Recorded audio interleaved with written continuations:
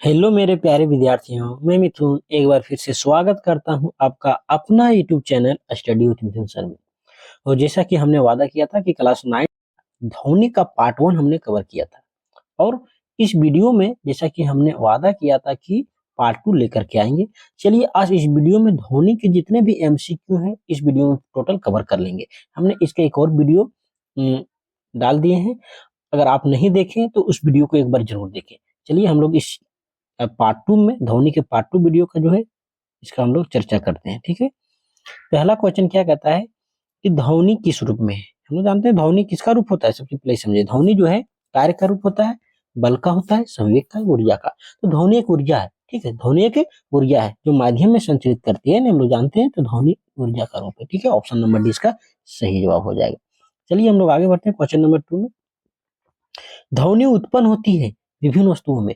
अब बताइए ध्वनि कैसे उत्पन्न होती है। क्वेश्चन कर रहा है कि ध्वनि उत्पन्न होती है विभिन्न वस्तुओं में, घर्षण द्वारा, खुरचकर, रगड़कर या इनमें से सभी। तो देखिए ध्वनि तो घर्षण द्वारा भी उत्पन्न होता है, खुरचकर भी ध्वनि उत्पन्न होता है, रगड़ते हैं वहां भी ध्वनि उत्पन्न होता है, और इनमें से सभी इसका सही जवाब हो जाएगा। ऑप्शन नंबर डी इसका सही जवाब है। ठीक है, चलिए हम लोग आते हैं क्वेश्चन नंबर तीसरा। क्या कहता है ध्वनि उत्पन्न होती है। देखिए अब बताइए ध्वनि, ऑप्शन नंबर ए क्या है, कंपनशील वस्तु द्वारा, स्थिर वस्तु द्वारा, संपीड़ित वस्तुओं द्वारा, या फिर इनमें से कोई नहीं। तो बताइए क्या होगा। तो हम लोग जानते हैं ध्वनि कब उत्पन्न होती है, जब उसमें वस्तु में कंपन होती है, यानी कंपनशील वस्तु के द्वारा ध्वनि उत्पन्न होती है। ठीक है, चलिए ऑप्शन नंबर ए इसका क्या हो जाएगा, सही जवाब हो जाएगा। ठीक है, चलिए आज बढ़ते हैं आगे। क्वेश्चन नंबर 4, ध्वनि का संचरण होता है। संचरण का मतलब ध्वनि का गुजरना, ध्वनि इस माध्यम में जाती है। बताइए ठोस में होता है, द्रव में होता है, गैस में होता है। तो हम लोग जानते हैं कि ध्वनि ठोस में भी संचरण करती है, द्रव में भी संचरण करती है, और गैस में भी संचरण करती है। यानी उपरोक्त सभी इसका सही जवाब हो जाएगा। यानी क्वेश्चन नंबर 4 का सही आंसर ऑप्शन नंबर डी हो जाएगा। ठीक है, चलिए आते हैं क्वेश्चन नंबर 5। क्या कहता है द्रव्य या पदार्थ जिससे होकर ध्वनि संचरित होती है कहलाता है। अच्छा वैसे द्रव्य, द्रव्य का मतलब यहाँ ये नहीं समझना ना कि मतलब कि ठोस द्रव्य गैस, ये द्रव्य का मतलब होता है पदार्थ। ठीक है, तो पदार्थ है जिससे होकर ध्वनि संचरित होती है। अब वैसे पदार्थ जिससे ध्वनि संचरित होती है वो क्या कहलाता है, कहलाता है माध्यम। हम लोग जानते हैं ठोस द्रव्य गैस माध्यम है, तो ध्वनि संचरित जो होती है उसको माध्यम कहते हैं। ठीक है, चलिए आगे बढ़ते हैं क्वेश्चन नंबर 6। ध्वनि संचरण के लिए माध्यम की आवश्यकता होती है, माध्यम की आवश्यकता नहीं होती है, माध्यम की आवश्यकता हो भी सकती है, नहीं भी, इनमें से कोई नहीं। दोनों जानते हैं ध्वनि संचरण के लिए माध्यम की आवश्यकता होती है। जैसे माध्यम ठोस, द्रव, गैस। हम लोग ये भी जानते हैं कि निर्वात में ध्वनि का संचरण नहीं होता है। ठीक है, तो इसके लिए माध्यम की आवश्यकता होती है। ऑप्शन नंबर ए इसका क्या हो जाएगा, सही जवाब हो जाएगा। ठीक है, चलिए बच्चों आगे बढ़ते हैं हम लोग क्वेश्चन नंबर 7। ध्वनि संचरण का सामान्य माध्यम है। सामान्य माध्यम क्या, वायु, जल, ठोस, उपरोक्त सभी। तो ये क्वेश्चन नंबर 7। ठीक है, आइए तो इस सब में तो ध्वनि तो सब में संचरण करती है। ऑप्शन नंबर डी इसका सही जवाब हो जाएगा। ठीक है, आइए क्वेश्चन नंबर 8 पर आते हैं। क्या कहता है क्वेश्चन नंबर 8, देखिए ध्यान से। निम्न में से किस माध्यम में ध्वनि का संचरण नहीं हो सकता है। जैसा कि हमने अभी बताया कि वायु क्या है, गैस है, जल क्या है, द्रव है, लोहा क्या है, ठोस है। अभी पढ़े हैं कि ध्वनि ठोस में भी संचरण करती है, द्रव में भी और गैस में भी। ठीक है, तो लोहा ठोस है, जल द्रव है और वायु गैस है एक प्रकार से। तो ध्वनि संचरण किस में नहीं कर सकता है, तो अभी हम लोग बोले निर्वात में। निर्वात क्या होता है, जहां पर वायु जल यानी जहां पर हवा है ही नहीं। ठीक है, वैसे जगह को हम लोग निर्वात बोलते हैं। और निर्वात में जो हमारा है ध्वनि संचरण नहीं करती, याद रखिएगा निर्वात में ध्वनि संचरण नहीं करती है। ठीक है, वायु में भी करेगा, जल में भी करेगा, ठोस लोहा में भी करेगा, लेकिन निर्वात में नहीं करेगा। अब ये भी ध्यान रखिएगा कि अगर ये पूछा जाए कि इनमें से किसमें सबसे ज्यादा करेगा, तो हम लोग जानते हैं कि ध्वनि का संचरण सबसे ज्यादा ठोस में होता है और सबसे कम गैस में होता है। ठीक है, तो सबसे ज्यादा ठोस में होगा। ठीक है, चलिए आगे बढ़ते हैं। 8 नंबर क्वेश्चन, निम्न में से किस माध्यम में ध्वनि संचरण नहीं हो सकता। तो इस क्वेश्चन का आंसर निर्वात होगा। निर्वात में ध्वनि का संचरण नहीं होता है। ठीक है, नंबर 9 की ओर आगे बढ़ते हैं। ध्वनि तरंग किस प्रकार का तरंग है। देखिए हम लोग फर्स्ट वीडियो में देखे थे, पहला क्वेश्चन आया था कि प्रकाश तरंग किस प्रकार का तरंग है ने, और इसमें देखिए ध्वनि तरंग। तो याद रखिए ध्वनि तरंग जो है एक प्रकार का अनुदैर्ध्य तरंग है, ठीक है, अनुदैर्ध्य तरंग, ठीक, ऑप्शन नंबर बी, ठीक है।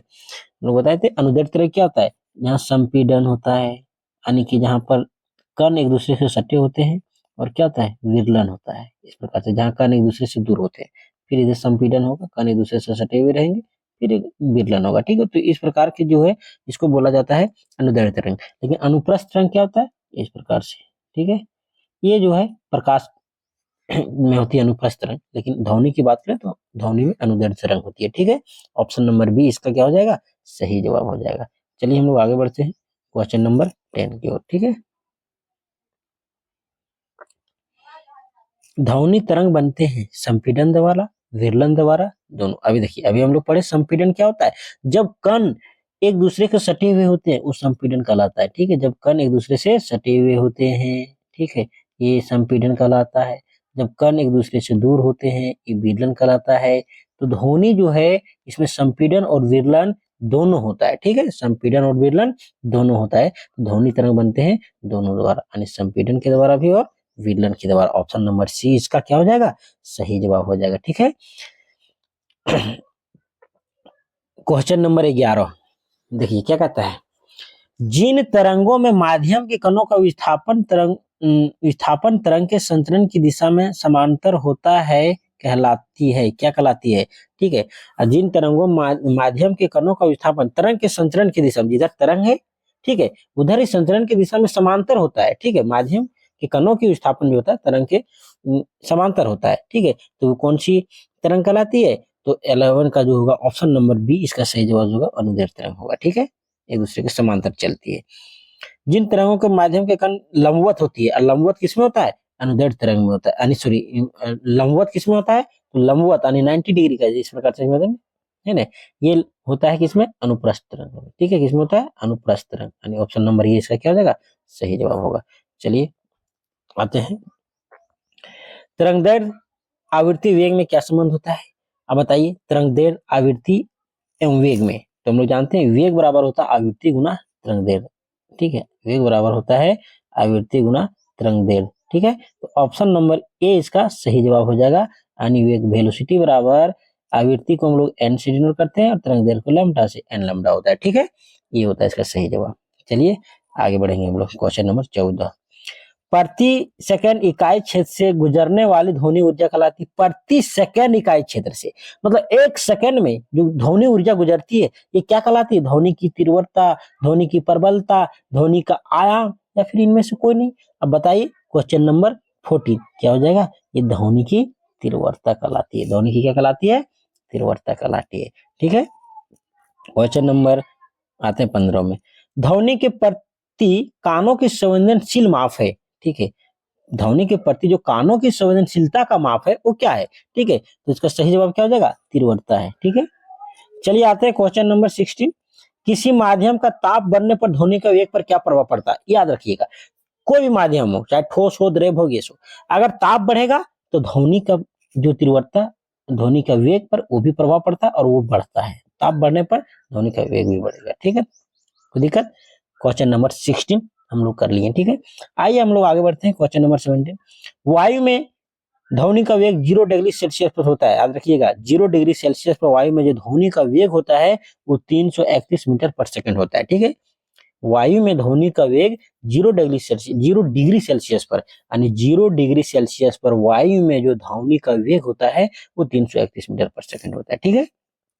चलिए क्वेश्चन नंबर 25 डिग्री सेल्सियस पर समुद्री जल में ध्वनि का वेग क्या होता है, तो ये होता है 1498 मीटर पर सेकंड, ठीक है, 25 डिग्री सेल्सियस पर समुद्री जल में ध्वनि का जो वेग है वो 1498 मीटर पर सेकंड होता है, ठीक है।